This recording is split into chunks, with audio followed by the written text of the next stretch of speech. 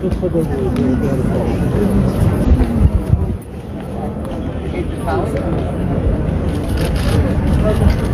everyone, and thank you for coming to be with us.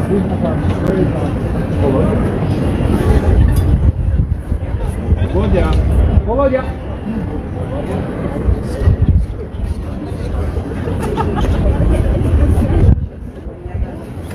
Okay, hello everybody, and thank you for joining us. Доброго дня, дякую, що ви прийшли. Today we have Крістіни Квін, who will be making remarks. Крістіна Квін сьогодні з вами проведе розмову. We have Mr. Sadovi, the mayor, Mayor Sadovi.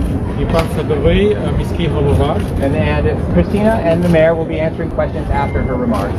Пані Крістіна, пан Садовий зможуть відповісти на запитання після їхніх слів. Для нас велика честь, що посольство починає повернення в Україну. Ми цього чекали, і сьогодні я подякував пані посол за ту неймовірну допомогу, яку отримує Україна. Ми також говорили про нові проекти. Я розказав про цей великий проект, який ми почали впроваджувати у Львові. Це великий реабілітаційний центр національного рівня. Тому що кожного дня ми отримуємо багато поранених і їм треба давати максимальну підтримку. Я думаю, що ця тема і ця велика допомога, яка вже анонсована, вона кардинально поміняє ситуацію у війні, і ми достатньо швидко виженемо ворога з нашої землі і переможемо. Only victory, never give up. Well, thank you, everybody. I can't tell you how delighted I am to be back in Ukraine and here in Lviv with you all. And standing in front of the tree that the mayor and I planted just a year ago, although it seems like a lot longer at this point. Знаходитися в Україні, не можемо навіть це описати. І ми сьогодні стоїмо біля дерева, яке ми разом з міським головою посадили приблизно рік тому. So, about 2 months ago, 2 days before Russia launched its horrific attack against Ukraine, I stood here in this very square and said that President Putin's flagrant disrespect for international laws and norms would be met by a forceful response from the United States and our allies and partners. Приблизно 2 місяці тому, за 2 дні до початку вторгнення Росії, я знаходилась тут у Львові. Я сказала, що за зневагу президента Путіна до міжнародного права Сполучені Штати дадуть рішучу відсіч. So today, 9 weeks after the start of this unprovoked invasion, I am proud to say that we've lived up to our word. Сьогодні, 9 тижнів після інвазії, вторгнення, я пишаюся тим, що можу сказати, що ми своє слово дотримали. The United States, NATO allies, and other countries have armed and supplied Ukraine at a speed and scale that is unprecedented. We've fortified the eastern flank of NATO with thousands of troops. Сполучені Штати, країни НАТО, наші союзники та партнери, ми доставили військову допомогу та іншу підтримку Україні з безпрецедентною швидкістю. Ми зміцнили східний фланг НАТО. And Ukraine's allies and partners have imposed the most severe and punishing sanctions on Russia that the world has ever seen. А також союзники та партнери України ухвалили санкції проти Росії, яким ще не було аналогів в історії. Today it's clear that Putin made an historic miscalculation in his unprovoked and unjustified attack against Ukraine. Сьогодні зрозуміло, що Путін допустився величезної помилки, розпочавши свою неспровоковану і нічим, яку неможливо нічим пояснити війну проти України. In fact, he's achieved exactly the opposite of what he set out to do. Він досягнув повністю протилежного ефекту. He sought to subjugate Ukraine, and instead he showcased to the world Ukraine's unity, resolve, and bravery.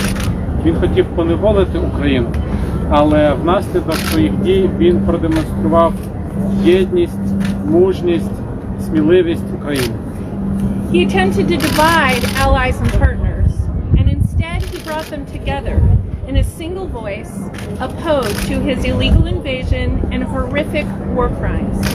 Він хотів розділити союзників та партнерів, але досягнув протилежного. Він об'єднав їх разом в єдиний голос проти його жахливих військових злочинів. Ukrainians have shown the world what true heroism is. Українці продемонстрували усьому світові, що означає справжній героїзм. From the border guards at Snake Island, who told a Russian warship what it could do to itself, починаючи з прикордонників на острові Зміїному, які сказали російському кораблю, що йому треба робити. to Azov Regiment's fearless defense of Mariupol, до бійців Азову і їхньої безстрашної оборони Маріуполя. to President Zelensky and the entire Ukrainian government working throughout attacks on Kyiv while brave defenders defeated approaching Russian forces. Також мужньому президенту Зеленському, українському уряду, які працювали, залишаючись в Києві в той час, як російські загарбники намагалися проникнути. And ordinary Ukrainians throughout the country who defended their cities, provided food and shelter to those in need, and especially those brave farmers who put their tractors to such good use. І, звичайно, звичайним українцям у всіх містечках і містах України, які захищали свої домівки, які приймали у себе біженців, переміщених осіб, і в тому числі і мужні українські фермери, які разом зі своїми тракторами захищали свою рідну країну.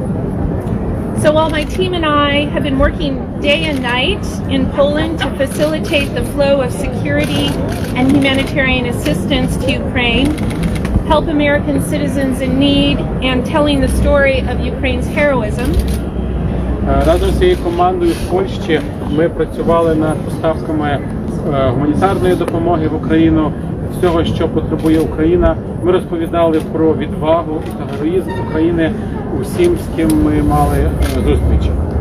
we are thrilled to be back and will continue our efforts to do everything possible here on the ground to help Ukraine win this war.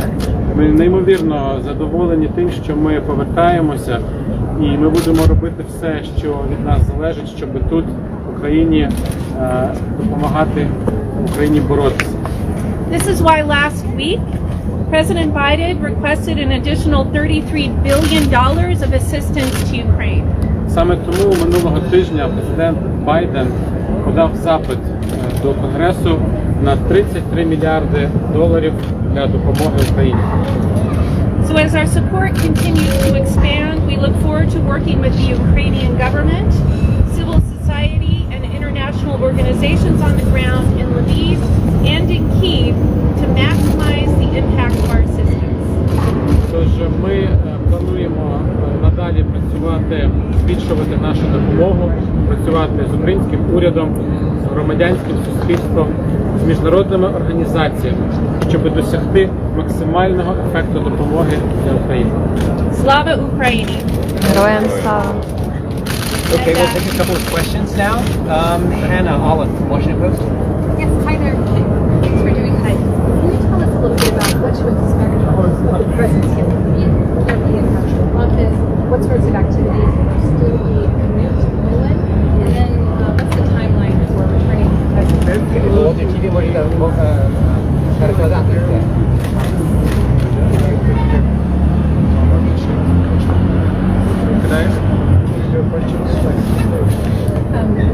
What kind of presence would we expect here in terms of staffing? Will there still be a commute to Poland? And then what's the timeline for returning? Питання полягає в тому, що яку саме присутність ви очікуєте в Україні, Чи будуть далі американські дипломати їздити з України в Польщу? So today is my first day back in Ukraine, and we're doing it as a day trip. We expect to continue to do day trips for the next week or two, and then we very much hope that the conditions will permit us to go back into Kyiv by the end of the month. А ми плануємо спочатку їздити з Польщі до України, потім з часом, через декілька тижнів, ми плануємо залишатися у Львові, а до кінця місяця, сподіваємось, буде можливість переїхати до Києва. Okay, next question. Yes. Charlene Gubash from NBC News. I just wanted to ask, what is the message to Russia of reestablishing the embassy in Kyiv, and also how will it qualitatively improve the cooperation and coordination between the U.S. and Russia?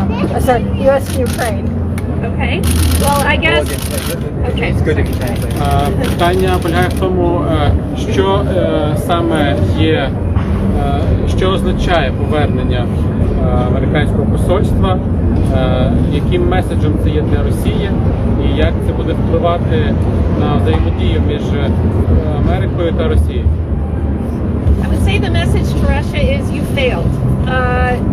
Ukraine is still standing, the government is still functioning, and we're going back to Lviv first and then Kyiv to help the government.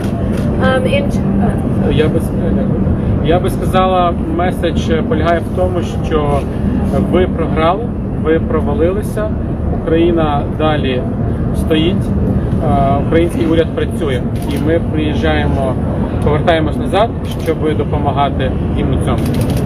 And of course, when you have the large amounts of assistance that are flowing in both on the security side and on the humanitarian side, it's always good to be on the ground to help make sure that that gets where it needs to go and facilitate its delivery. Звичайно, коли надходить така велика кількість оборонної та гуманітарної допомоги, набагато краще знаходитися на місці, щоб координувати надання цієї допомоги, щоб вона була максимально ефективно використана. Next question. Madam, Michael Moss here was a contributor to CNN Opinion. About 30 embassies are now back in Kyiv, and Minister Kuleba, among others, have said it's fine to come back now. In fact, we would value that move. So why not just go straight to Kyiv and, not stop in this beautiful city, but still. Вже 30 посольств повернулися до Києва. Міністр Кулеба сказав, що це безпечно. Чому тоді американське посольство не може відразу відкритися у Києві? As a chief of mission, my number one priority is the safety and security of my staff and my people. So we listen to the security professionals, and when they tell us we can go back, we go back. And while we're very eager to do so, we also want to make sure that we're listening to the experts. So the fact that we're here in Ukraine means that the security officials have said that it's okay and safe to be here in Lviv, and hopefully we'll get the clearance to go back to Kyiv. Моє головне завдання – це безпека мого персоналу, моїх співробітників. Тому ми прислухаємось також до того, що вони нам кажуть, наскільки це безпечно робити. І відповідно, коли буде відповідна рекомендація і дозвіл це зробити, то ми залюбки повернемося. Чи є українські, які хочуть поставити питання? Any Ukrainian outlets? Okay, any other questions? Yeah, go ahead. When you say back in Kyiv in a month, are you talking about office and local embassy? What can we expect? Коли ви повернетеся до Києва в кінці місяця, що це означає? Це буде якийсь офіс, це буде посольство, як це виглядає? We're still working out all the details, but I would say that it will be a long-term permanent presence, as long as security situation allows. Ми сподіваємося, що як тільки безпекова ситуація нам дозволить це зробити, це буде довготермінове перебування у Києві. Okay, yeah. Президент Джо Байден власне сказав, що в нас тепер буде нова посолка Брифінг. Питання, коли вона розпочне свою роботу в Україні.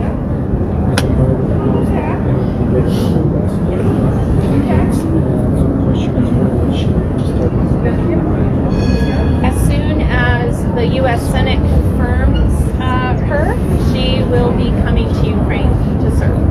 Як тільки американський сенат підтвердить її кандидатуру, вона буде в Україну виконувати свої обов'язки. Про який час? Time. That's really up to the U.S. Senate. I think that they will consider it soon. Це все залежить від рішення Сенату. Я думаю, що вони скоро будуть це питання розглядати. Okay, last question.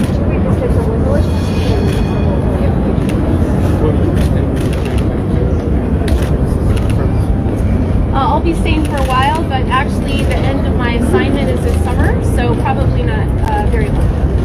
Певний час я ще залишатимусь в Україні, але влітку вже добігає кінець мого призначення в Україну, тому не дуже довго. Thank you, everybody. And Zupiniti, Minister Governor Ostrovsky. Доброго дня. Величезне дякую Крістіні Квін, Сполученим Штатам Америки за ту справді безпрецедентну підтримку. За об'єднання не тільки НАТО, а за об'єднання всього цивілізованого світу, всіх держав, які далеко виходять за межі НАТО, щодо підтримки нашої держави. Ви надаєте не тільки зброю, допомогу, гроші, ви вселяєте людей надію і віру в перемогу. Величезне вам дякую від цього українського народу. Thank you, everyone. Якщо з нами Сполучені Штати і з нами Бог, ми завжди перемагаємо. Thanks very much. I'm sorry, we need to wrap up. I just wanted to point out, the reason that we chose this spot here today is because we planted this tree next to